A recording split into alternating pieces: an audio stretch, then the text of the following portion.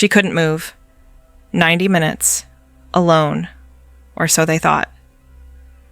Maya Porter entered the elevator on the 3rd floor of the Whitlock Building in Philadelphia at 11:47 p.m. on February 14th, 2019. She was 21 years old, a graphic designer finishing a late-night project. She pressed the button for the lobby. The doors closed behind her. Security footage shows her checking her phone, adjusting her bag, leaning against the back wall. Completely ordinary. Completely alone. No one else got in. No one called the elevator. The building had 3 other people logged into the security system that night. None of them on her floor. None of them pressed any buttons.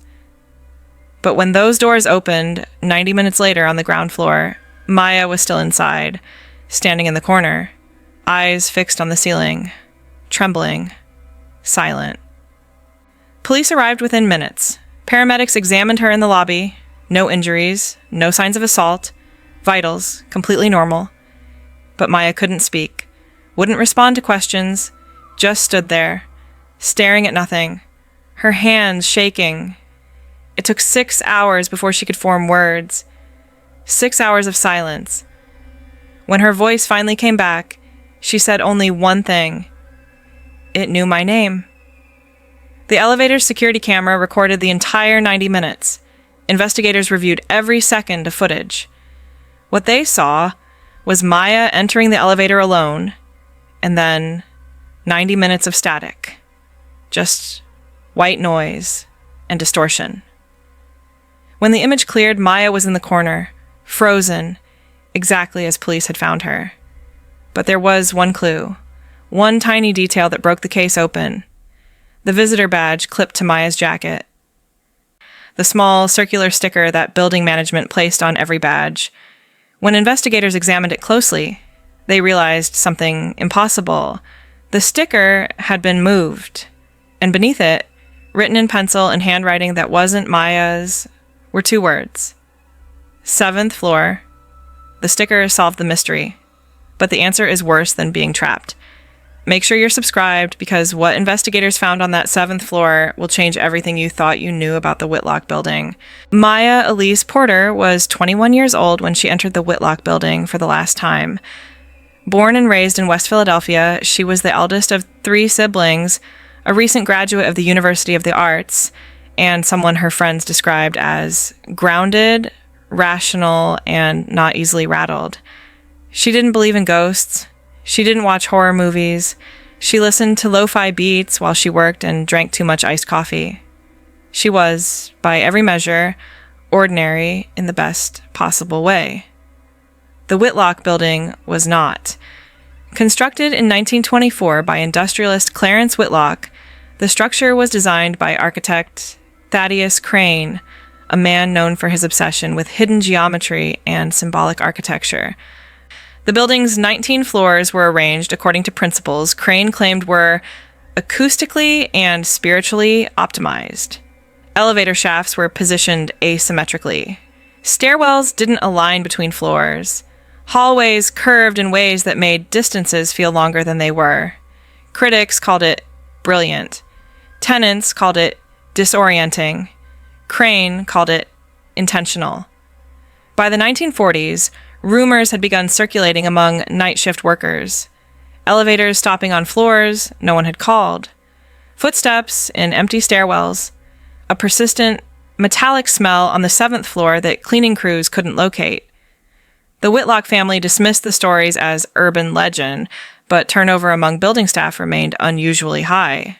In 1952, a maintenance worker named Leonard Voss disappeared while performing overnight repairs on the elevator system. His toolbox was found on the roof. He was never seen again.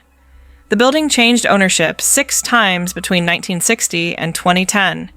Each sale was accompanied by renovations that tried to modernize the layout, but the bones of Crane's design remained. The elevator system was upgraded in 2003, replacing the original mechanical cage lifts with modern hydraulic models. The shaft structures, however, were untouched. Preservationists insisted they were historically significant. Engineers quietly noted they were structurally sound, but difficult to map accurately. Maya had been working in Studio 3C for 3 weeks, subletting space from a design collective.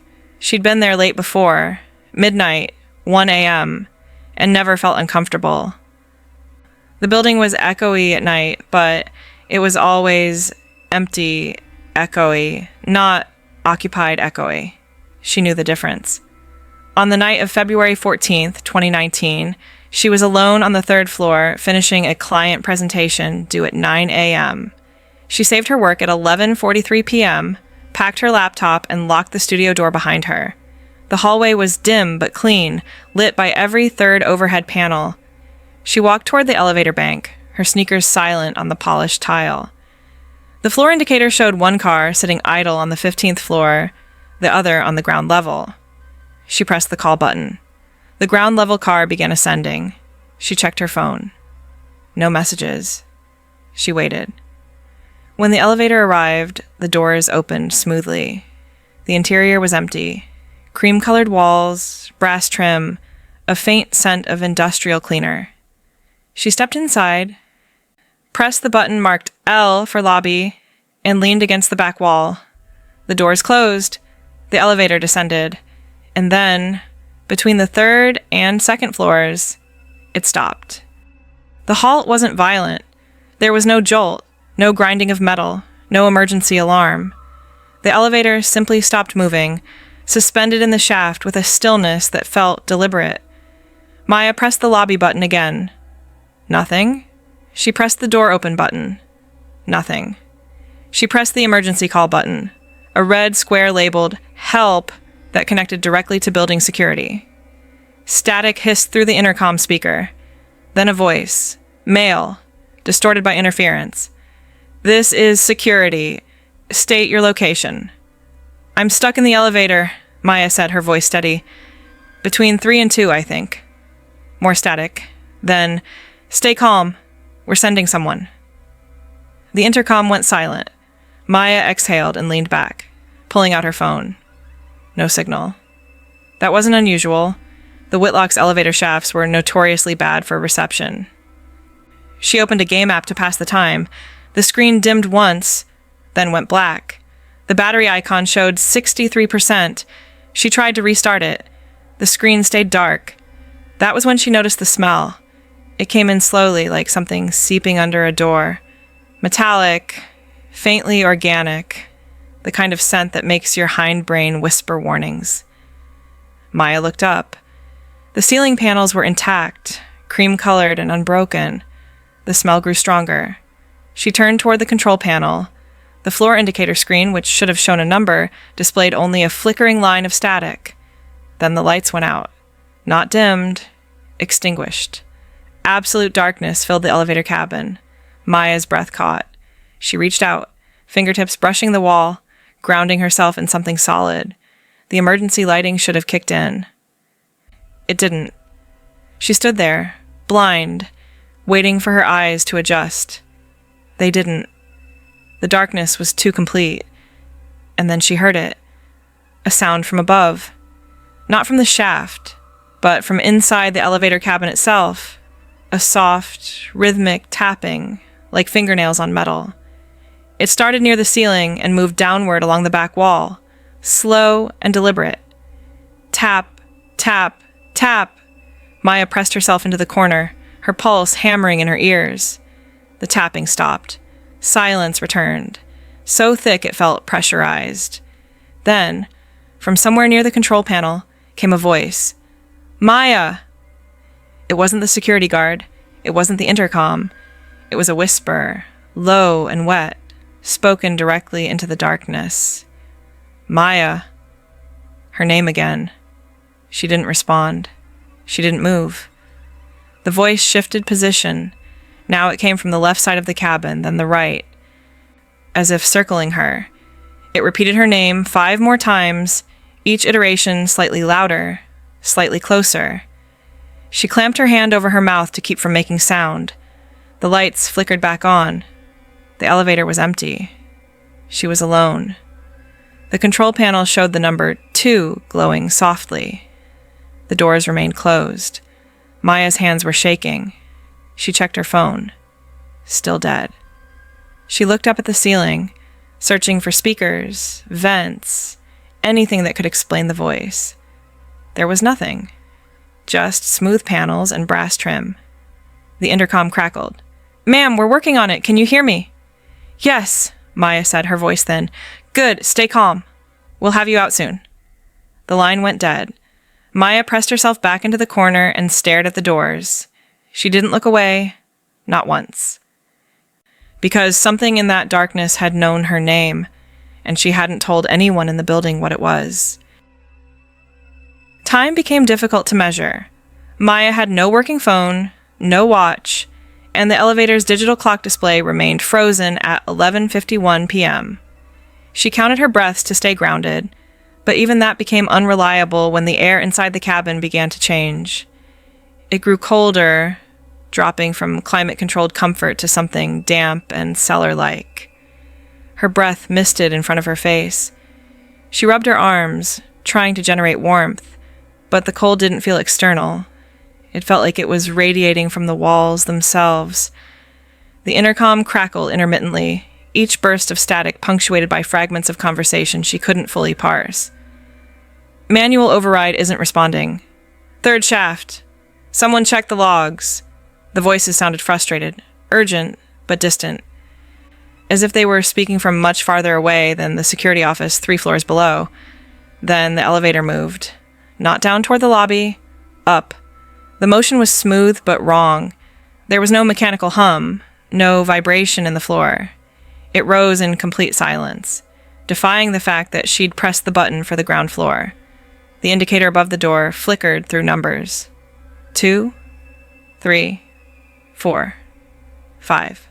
Maya pressed the lobby button again, then the emergency stop, then every button on the panel in desperate sequence. None of them responded. The elevator continued climbing. At the 7th floor, it stopped. The doors didn't open. The indicator light stayed fixed on the number 7. Maya stared at it, her mind racing through explanations. Electrical malfunction, override by security, automatic safety protocol. But the silence bothered her more than the motion. Elevators made noise, cables groaned, motors whirred. This ascent had been soundless, as if the cabin were being lifted by something other than machinery. The smell returned. Metallic and organic, stronger now, unmistakable. It wasn't coming from the ventilation. It was seeping through the seam where the doors met, curling into the cabin like smoke. Maya backed into the corner, her shoulders pressed against the junction of 2 walls. She focused on the doors, watching for any sign of movement. Something scratched the other side. Not a mechanical sound, organic, deliberate, like fingernails dragging across metal, slow and exploratory. The scratching moved from left to right along the door seam, then back again. Maya's throat tightened. She wanted to call out, to demand whoever was out there identify themselves, but her voice wouldn't come. The scratching stopped. A shadow passed across the narrow gap at the bottom of the doors, something low to the ground, moving with uneven rhythm. Then the intercom spoke again, but the voice that came through wasn't the security guard. "3rd floor." It was her voice. Her exact inflection, her cadence. Maya heard herself speaking through the intercom speaker, calm and clear. "The 3rd floor is where it starts. That's where you called it." She didn't respond. Couldn't. The recording, if it was a recording, continued. "You shouldn't have pressed the button, Maya. You shouldn't have called." The intercom went silent. The elevator began descending, still soundless, still wrong. It dropped past the 7th floor, past 6, 5, 4. At the 3rd floor, it stopped again. This time, the doors opened. The hallway outside was dark, not dim, pitch black, as if every light on the floor had been extinguished simultaneously. Maya could see nothing beyond the threshold, just an expanse of absolute darkness that seemed to swallow the light, spilling from the elevator cabin. She didn't move. Every instinct screamed at her to stay inside, to wait for the doors to close, to not step into that void, But something in the darkness moved toward her. She couldn't see it, but she felt it. A shift in air pressure, a displacement of space. The temperature plummeted. Her breath came in short, visible bursts. The shape that wasn't quite a shape moved closer to the elevator threshold, and Maya finally understood what the voice had meant. She had called something, and it had answered. The doors began to close. Slowly, mechanically. The darkness outside seemed to press against the narrowing gap, trying to slip through before the doors sealed. Maya flattened herself against the back wall, her eyes locked on the shrinking opening. Just before the doors met, she saw something in the hallway, a pale smear of motion, too fast to identify, too wrong to be human. The doors closed. The elevator descended. This time, it didn't stop until it reached the lobby. When the doors opened onto the lobby, Maya didn't move. She stood rigid in the corner, staring at the empty marble floor beyond the threshold, waiting for something to prove this wasn't real. The lobby was lit, clean, and utterly silent. No security guard, no maintenance worker, no one. The reception desk sat abandoned, its computer monitor glowing softly. The main entrance doors were locked, their glass reflecting the interior lights back at her. She stepped out slowly, her legs unsteady. The elevator doors closed behind her with a soft chime. She turned to look at the indicator panel mounted above the elevator bank. Both cars showed ground level, inactive, waiting, as if nothing had happened. Maya walked to the reception desk, her footsteps echoing in the empty space. A sign-out sheet sat next to the computer, the kind used by after-hours visitors. She scanned the names logged for February 14th. 3 entries, 2 people who'd signed out before 10 p.m., and her own signature from when she'd arrived at 7:15 p.m. No security guard signature. No one had signed in to monitor the building overnight. She picked up the desk phone. Dial tone. She called 911. The dispatcher answered on the second ring, professional and calm. Maya tried to explain. Stuck in elevator. Something wrong in the building. Need someone to come. Her words came out disjointed, breathless. The dispatcher asked for her location. Maya gave the address. The dispatcher said units were en route. Stay where she was. Don't leave the building. Maya hung up and looked back at the elevator. The indicator still showed ground level. Both cars. She didn't remember seeing the second elevator during her ascent and descent. Hadn't it been on the 15th floor when she'd first called the car? She approached the elevator panel and examined the call buttons. Standard brass fixtures, worn from use. But beneath the UP button, barely visible, was a small scratch in the metal. 3 parallel lines, as if something with claws had dragged across the surface. She leaned closer. The scratches were fresh, silver against the oxidized brass. Behind her, one of the lobby's overhead lights flickered and went out. Maya spun around. The lobby was unchanged. Marble floors, Art Deco fixtures, emergency exit signs glowing red. Another light flickered, then another. They were going out in sequence, creating a pattern of darkness that moved across the ceiling from the back of the lobby toward the reception desk. Toward her. She ran for the main entrance doors. Locked. She pulled the handles, threw her weight against the glass. The doors didn't budge. The lights continued their progression, extinguishing one by one, the darkness closing in like a slow tide. Maya hammered on the glass, shouting for help, but the street outside was empty. No cars, no pedestrians. Philadelphia at midnight should have had someone, anyone. The final light above the reception desk went out. Maya stood in complete darkness for the second time that night. She pressed her back against the glass doors, her breath fogging the surface. Silence surrounded her. Not peaceful silence, but the absence of sound, as if something were absorbing every vibration. She waited, counted her breaths, tried to remember that emergency responders were coming, that she'd called them, that this would end. Then she felt it.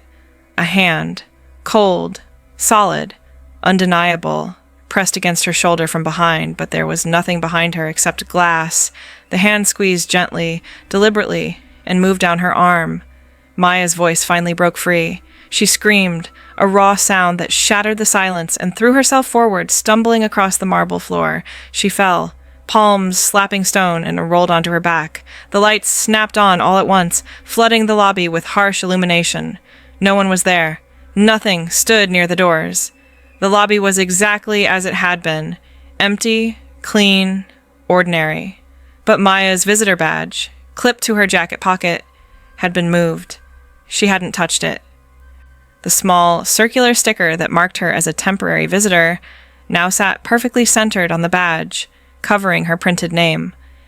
She stared at it, her chest heaving. The sticker had been in the top corner when she'd arrived. She was certain. She reached for the badge with shaking hands and peeled the sticker back. Beneath it, written in pencil in handwriting that wasn't hers, were 2 words: 7th floor. The main entrance doors burst open. 2 Philadelphia police officers entered, flashlights sweeping the lobby, voices calling out. Maya looked up at them, her mouth opening and closing, unable to form coherent words. One officer knelt beside her. "Ma'am, are you hurt? We got a call about someone trapped in the building." Maya tried to speak. Nothing came. She pointed at the elevator, then at her badge. Then at nothing in particular, her hand trembling in the air. The officer exchanged glances with his partner. "We're going to get you outside, okay? Can you stand?" She nodded. They helped her to her feet. As they guided her toward the doors, she looked back at the elevator bank one final time. The indicator above the right-hand car flickered and changed. It now read 7. Maya didn't speak for 6 hours. Paramedics examined her in the back of an ambulance parked outside the Whitlock building.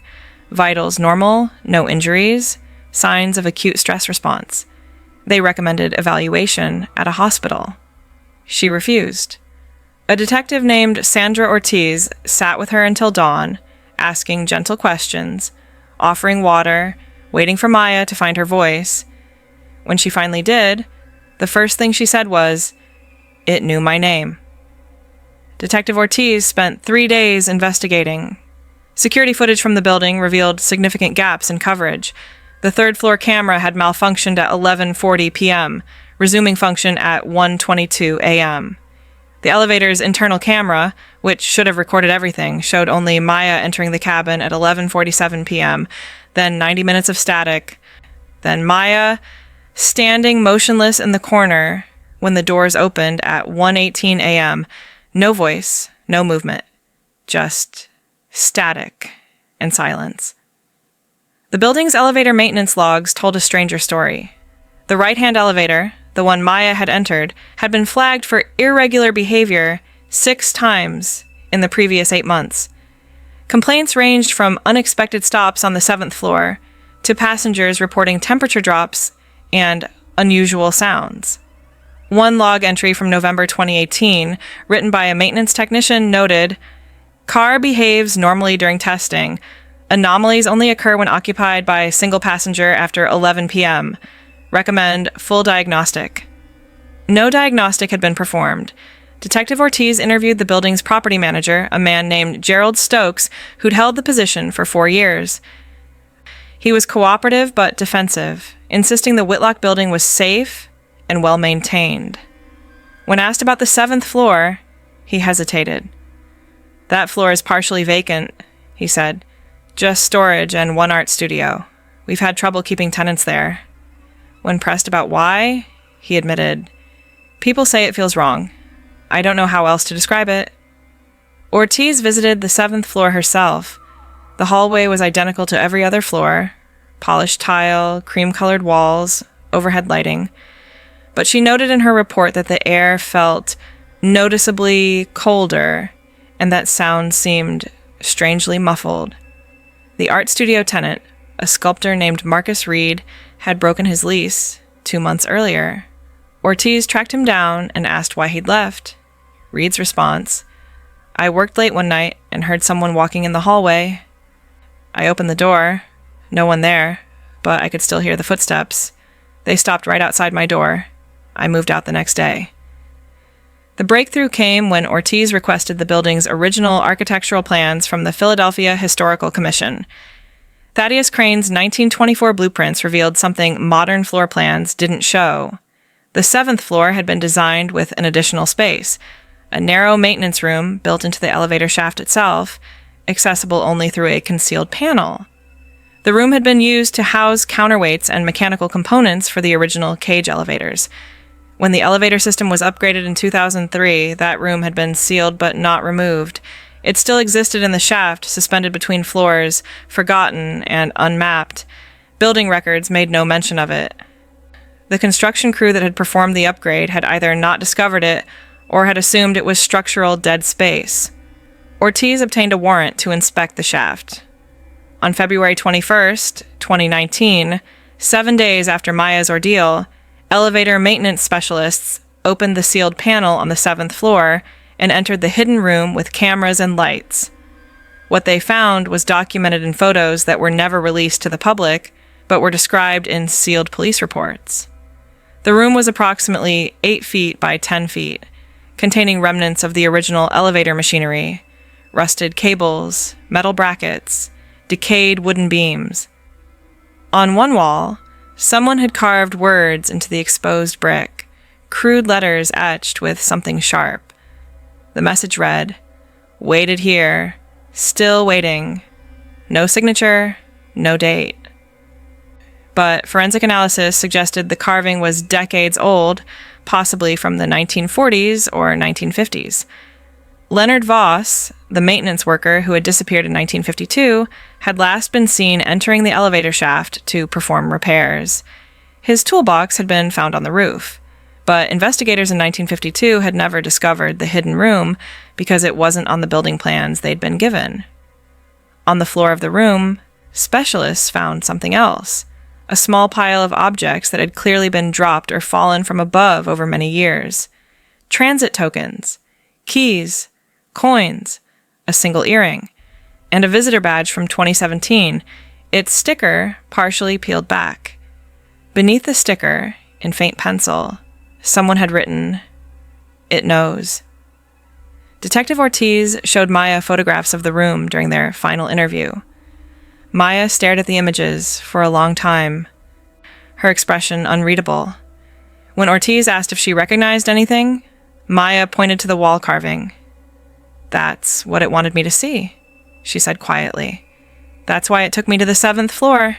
It wanted me to know it was still there." Ortiz asked the question she'd been afraid to voice. "What do you think was in the elevator with you?" Maya looked up, her eyes clear. "Something that's been trapped in that building for a very long time. Something that learned to move through the shaft. And I think I called it without meaning to." She touched her visitor badge, which she'd kept. The sticker covered my name, but it already knew who I was. It knew before I pressed the button. The Whitlock Building's owners quietly settled with Maya for an undisclosed sum and upgraded the entire elevator system, including sealing the hidden shaft room with concrete. No formal explanation was ever provided. Detective Ortiz closed the case as unresolved mechanical incident with psychological distress factors. But Maya Porter knew what had happened, and she never entered an elevator alone again. 3 months after the incident, Maya moved to Baltimore. She stopped working late, stopped accepting projects in buildings with more than 5 floors. Her friends noticed she took stairs exclusively, even when it meant climbing 6 or 7 flights. She didn't talk about the Whitlock Building, but when someone asked why she avoided elevators, she would say simply, "I don't like enclosed spaces anymore." The visitor badge remained in her apartment, pinned to a corkboard in her studio. She kept it as a reminder, though of what exactly she couldn't articulate. A reminder that buildings have histories, that spaces hold memories, that some places are constructed not just with concrete and steel, but with intention, and sometimes those intentions outlive their architects. Thaddeus Crane's design philosophy, his obsession with hidden geometry, with acoustic optimization, with spaces arranged according to principles he never fully explained, had always been dismissed as artistic eccentricity. But researchers who reviewed his archived notes after Maya's case attracted brief media attention found something curious. Crane had written extensively about resonant architecture, buildings designed to amplify and contain what he called persistent phenomena. He believed certain structures could trap echoes, not of sound, but of presence. His notes from 1923, written during the Whitlock Building's design phase, contained a passage that was never published. Elevator shafts are liminal by nature, spaces of transition, neither origin nor destination. If designed correctly, they become vessels. What enters may not exit. What waits may wait indefinitely. Whether Crane had intentionally created a trap or merely theorized about the possibility remains unknown. But the Whitlock Building's history of unexplained incidents, maintenance workers reporting presences, tenants abandoning the 7th floor, Leonard Voss disappearing in 1952, suggests something had been using that shaft long before Maya pressed the call button. Something that moved between floors, waited in darkness, and learned the names of those who entered alone. The sticker on Maya's badge became the key to understanding what had happened because it revealed intentionality. Whatever had been in that elevator with her hadn't simply frightened her, it had communicated, moved her badge, written a message, directed her attention to the 7th floor, to the hidden room, to the evidence of its long existence. It wanted to be acknowledged, recognized, remembered. And perhaps that's the most unsettling aspect of Maya Porter's 90-minute ordeal. She wasn't attacked. She wasn't harmed. She was contacted by something that had been alone in that building's bones for decades, possibly longer. Something that had learned to manipulate the elevator system, to speak through intercoms, to move through sealed shafts. Something that had been waiting. The Whitlock Building still stands in downtown Philadelphia. The co-working spaces remain active. The artist studios are occupied. The elevator system, now fully modernized and independently inspected, functions without incident. No further reports of anomalous behavior have been filed. The 7th floor houses a graphic design firm and a photography studio. Both tenants report no issues, but the building's security guards, when pressed, admit they avoid riding the elevators alone after midnight. Maintenance workers perform repairs in pairs, and the property manager keeps a copy of Thaddeus Crane's architectural notes in his desk drawer, though he won't say why. Maya Porter doesn't speak publicly about what happened. She declined all interview requests. But in a private email to Detective Ortiz, sent 6 months after the incident, she wrote something that stayed with the detective. "I don't think it wanted to hurt me. I think it was lonely." And that's somehow worse. Because loneliness that deep, that persistent, doesn't just exist in people. It can exist in places, in the spaces between floors, in the silence of a stopped elevator. And once you've felt it, once you've heard it say your name in the dark, you never forget the sound. The Whitlock Building keeps its secrets. The elevator shafts remain vertical graves for things that won't or can't leave. And somewhere in Philadelphia, a young woman takes the stairs, carries a visitor badge she'll never throw away, and remembers the feeling of a cold hand on her shoulder in a place where no hand should have been. Some elevators take you where you want to go. Others take you where something else has been waiting. The only difference is whether you press the button alone and whether what answers remembers your name.